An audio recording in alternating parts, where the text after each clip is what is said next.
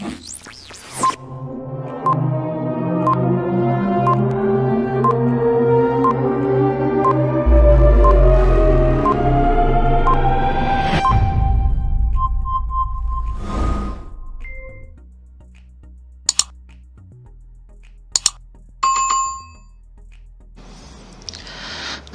materi selanjutnya adalah pengakuan pendapatan.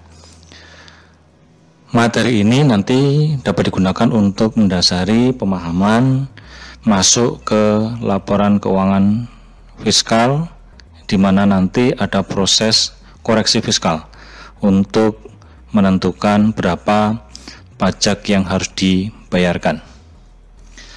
Nah, di dalam pengakuan pendapatan berdasarkan peraturan perpajakan pajak penghasilan, ini ada beberapa hal yang perlu diperhatikan, yaitu yang pertama kaitannya dengan laporan keuangan menurut komersial dan fiskal.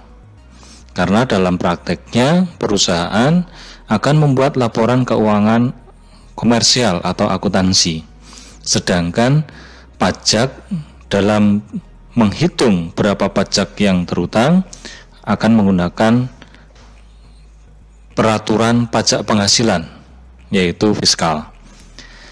Yang kedua, memperhitungkan juga koreksi fiskal terhadap pendapatan dari penjualan kepada pihak yang mempunyai hubungan istimewa. Nanti kita akan mencoba membuat perhitungan koreksi fiskalnya.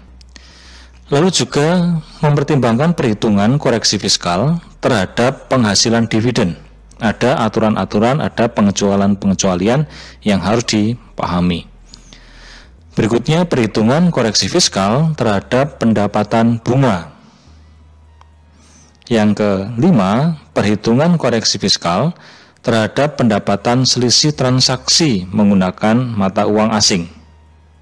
Yang keenam, penghitungan koreksi fiskal terhadap pendapatan dari restitusi pajak yang telah diakui sebagai beban usaha periode sebelumnya.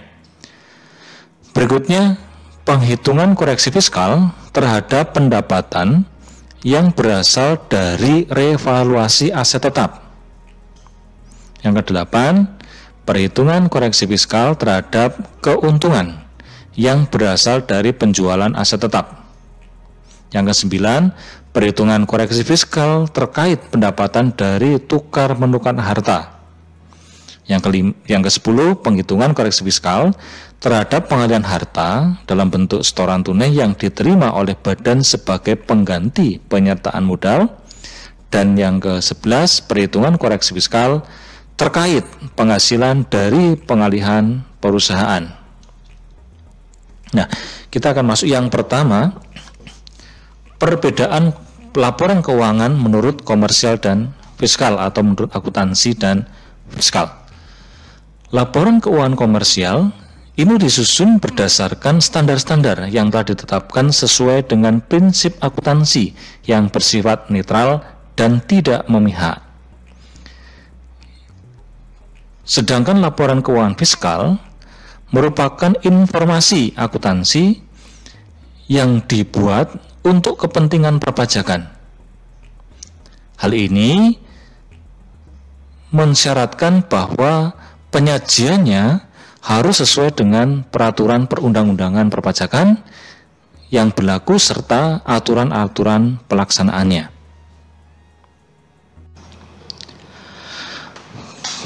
Berikutnya, pengakuan pendapatan dari penjualan menurut komersial dan fiskal. Di sini akuntansi atau komersial itu terdiri dari penjualan tunai, penjualan kredit, dan penjualan konsinyasi. Fiskal juga sama, penjualan tunai, penjualan kredit, penjualan konsinyasi.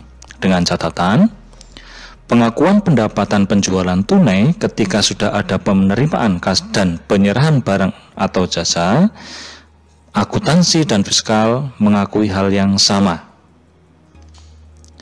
Pengakuan pendapatan penjualan kredit ketika sudah ada penyerahan barang atau jasa tetapi belum ada penerimaan kas, akuntansi dan fiskal juga mengakui hal yang sama. Pengakuan pendapatan penjualan konsinyasi ketika sudah ada laporan penjualan dari pihak yang dititipi, akuntansi dan fiskal mengakui hal yang sama. Nah, pengakuan pendapatan dari kontrak jangka panjang, di sini kita lihat untuk akuntansi bisa menggunakan metode kontrak selesai dan metode persentase penyelesaian. Sedangkan fiskal itu tidak boleh menggunakan kontrak penyelesaian, tetapi menggunakan metode persentase penyelesaian. Catatannya, metode kontrak selesai, pengakuan pendapatan kontrak jangka panjang pada saat proyek sudah selesai. Sedangkan metode persentase penyelesaian, pengakuan pendapatan kontrak jangka panjang diakui berdasarkan tingkat kemajuan pekerjaan atau termin kaitan pencairan proyek. Ya. Akuntansi bisa menggunakan dua metode, baik metode kontrak selesai maupun persentase penyelesaian. Tetapi untuk fiskal hanya mengakui metode persentase penyelesaian saja. Lalu berikutnya penghitungan koreksi fiskal terhadap pendapatan dari penjualan kepada pihak yang mempunyai hubungan istimewa. Ya, apa itu hubungan istimewa? Transaksi hubungan istimewa adalah penyertaan langsung maupun tidak langsung pada wajib pajak lain, minimal 25%. Menguasai secara langsung maupun tidak langsung wajib pajak lain, misalnya penguasaan teknologi, penguasaan manajemen, ya.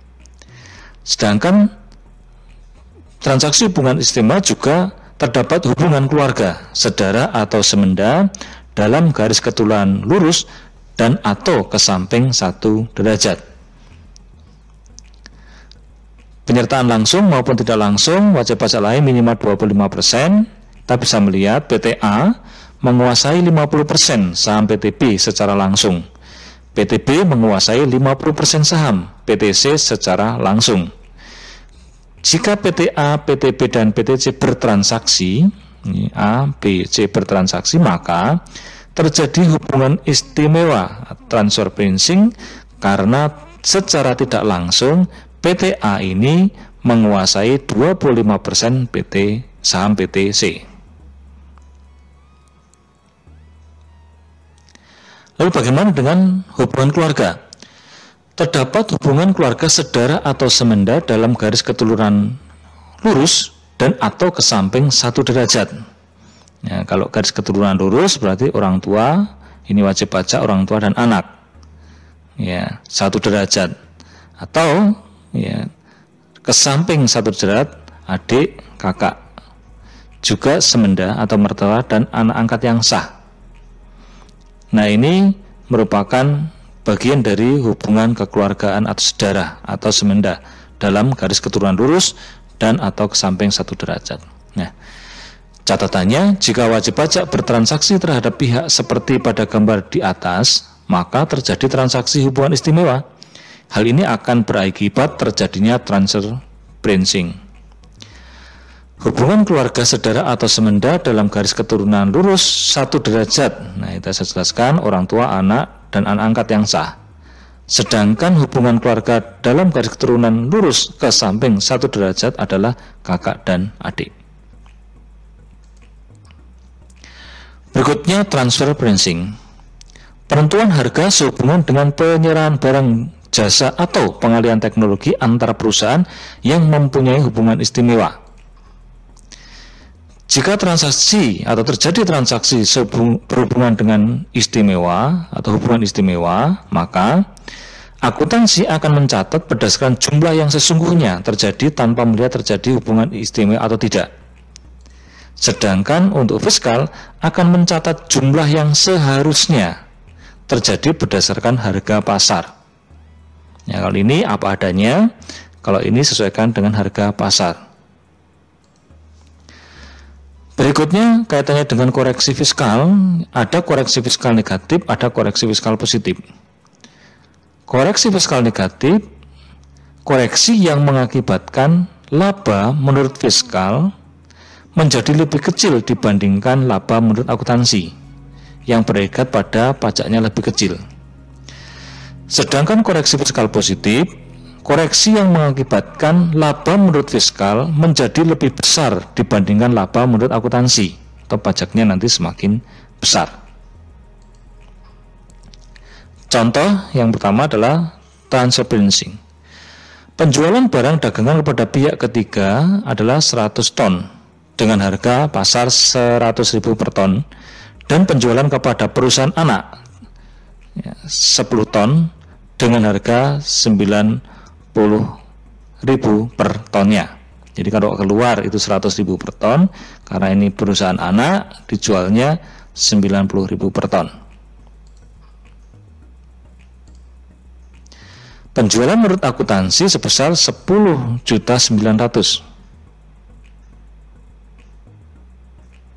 Penjualan menurut fiskal 11 juta. Sehingga terjadi koreksi fiskal positif sebesar 100.000.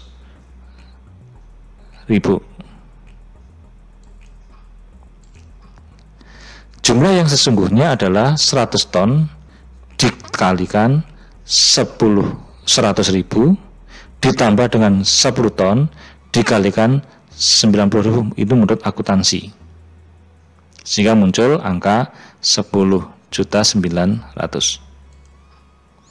Jumlah yang seharusnya 100 ton kali 100.000 ditambah 10 ton dikalikan 100.000 harga pasarnya, harga pasarnya, sehingga ini adalah perhitungan fiskal, ketemu 11 juta. Nah, selisih ini merupakan koreksi positif.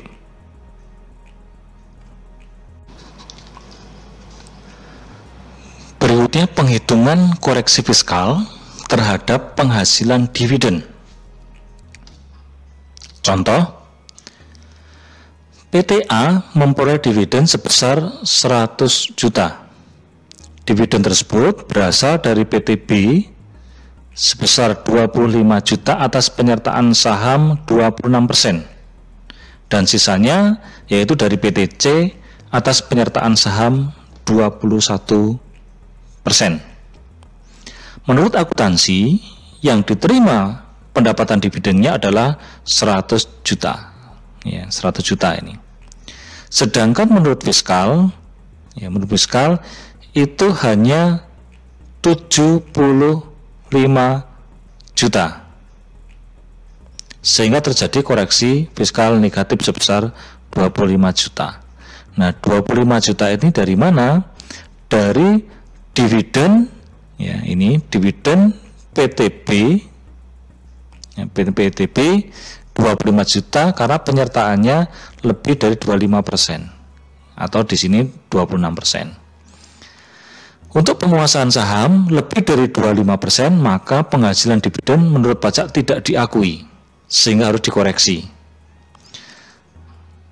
Lalu berikutnya perhitungan koreksi fiskal terhadap pendapatan bunga. Contoh, PTD memperoleh penghasilan bunga deposito dari bank sebesar 800.000 dan juga mendapatkan penghasilan bunga dari kantor cabang sebesar 500.000. Pendapatan bunga menurut akuntansi sebesar 1.300.000 dari pendapatan bank 800 dan pendapatan bunga dari kantor cabang 500.000. Totalnya 1.300.000. Pendapatan bunga menurut fiskal yang diakui hanya 500 dari kantor cabang sebesar 500, sedangkan yang 800 ini tidak diakui, sehingga harus dikoreksi fiskal negatif. Penghasilan bunga deposito sudah dipotong PPh final oleh bank, sehingga ini tidak masuk, menurut fiskal harus dikeluarkan, harus dikoreksi. Untuk penghasilan bunga dan penghasilan lain yang sudah dipotong PPh final, maka untuk kepentingan fiskal tidak perlu dicantumkan lagi atau dikeluarkan dari pencatatan. Ini yang dimaksud dan harus dikoreksi. Yang terjadi adalah koreksi negatif. Berikutnya perhitungan koreksi fiskal terhadap pendapatan selisih transaksi dengan menggunakan mata uang asing. Contohnya, PT-Z pada awal tahun mempunyai piutang kepada PT-X sebesar 15.000 dolar. Kurs saat itu pada saat awal tahun sebesar 8.000 per dolarnya. Pada akhir tahun, PT-X melunasi kepada PT-Z dengan kurs 1 dolarnya adalah 10.000. Nah, di sini ini ada selisih. Laba menurut akuntansi sebesar 30 juta. Sedangkan laba selisih kurs menurut fiskal 30 juta. Karena akuntansi dan fiskal mengakui hal yang sama, maka tidak terjadi koreksi fiskal. 30 juta dari mana? Laba selisih kurs ya 15.000 dolar dikalikan per dolarnya. Di sini ada selisih 2.000. Untuk laba selisih kurs, akuntansi dan fiskal mau mengakui hal yang sama. Kurs yang digunakan adalah kurs khusus untuk ketujuan perpajakan yang dikeluarkan oleh Kementerian Keuangan, ya, bukan kurs bank atau kurs pasar. Berikutnya perhitungan koreksi fiskal terhadap pendapatan dari restitusi pajak yang telah diakui sebagai beban usaha periode sebelumnya.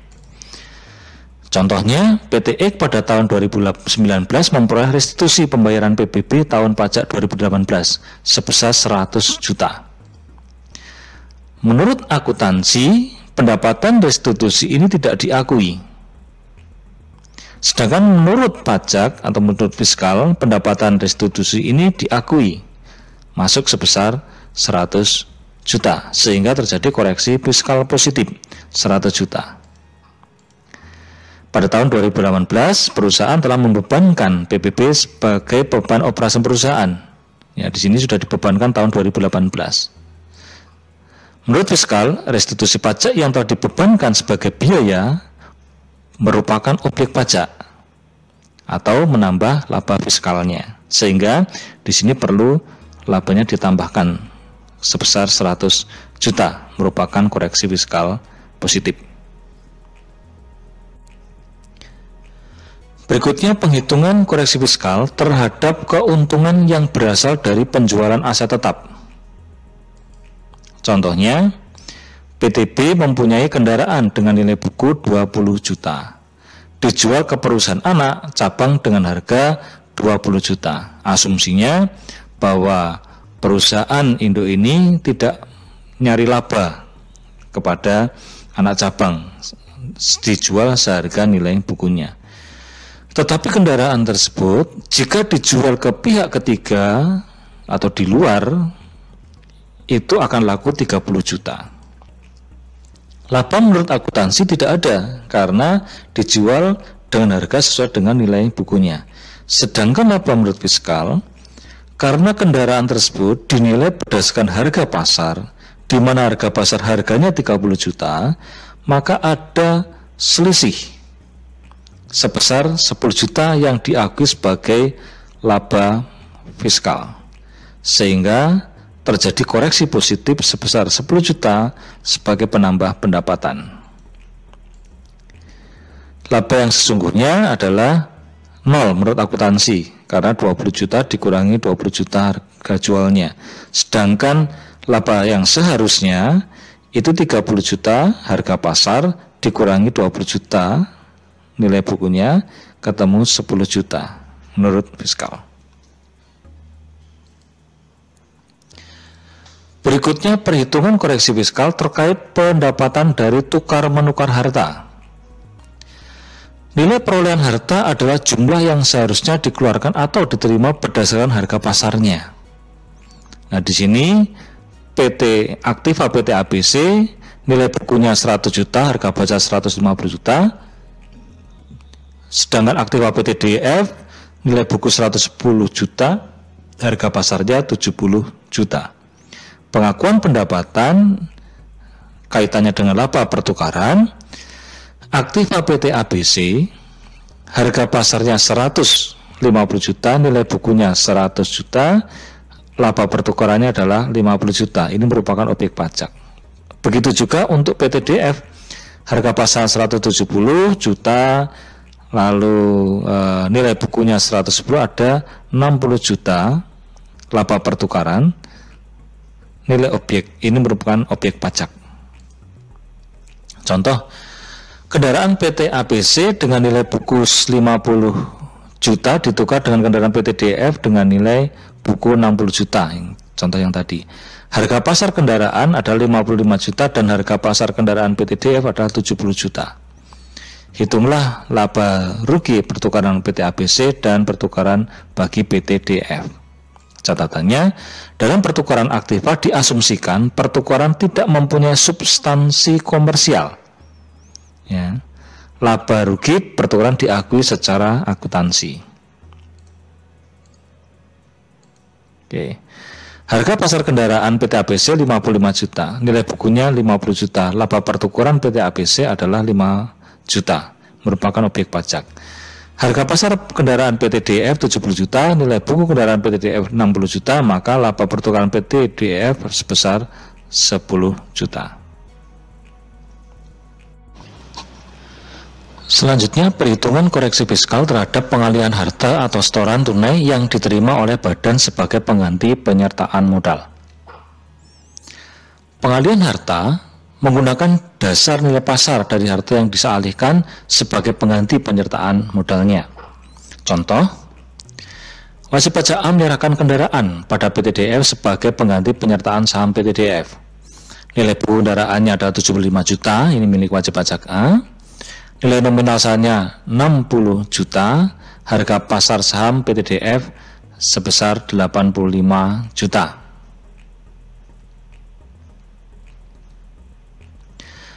Bagi wajib pajak A, harga pasar saham sama dengan harga pasar kendaraan. Harga pasarnya adalah 85 juta, nilai bukunya adalah 75 juta, sehingga ada laba pengalihan harta sebesar 10 juta.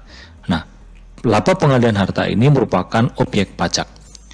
Tapi bagi PT DEF, harga pasar saham 85 juta, nilai nominal saham 60 juta, agio saham 25 juta, ini bukan objek pajak. Nah, bagi PT A, selisih antara harga pasar kendaraan dengan nilai buku kendaraan merupakan laba pengalihan harta. Laba pengalihan harta ini merupakan objek pajak yang diperhitungkan.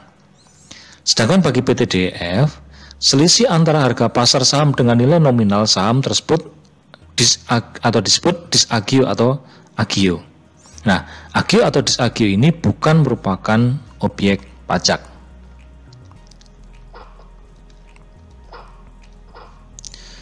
Berikutnya perhitungan koreksi fiskal terkait penghasilan dari pengalihan perusahaan. Contoh, PT X mempunyai total aktiva 150 juta dan utang sebesar 45 juta. PT X dibeli oleh PT Z dengan harga 160 juta. Bagi PT X, aktiva netonya adalah 150 juta dikurangi dengan utang, total 105. Labanya adalah 160 juta dikurangi 105, sebesar 55 juta. Dan ini merupakan objek pajak. Sedangkan bagi PT Z merupakan goodwill dari 160 juta dikurangi 105 adalah 50 juta.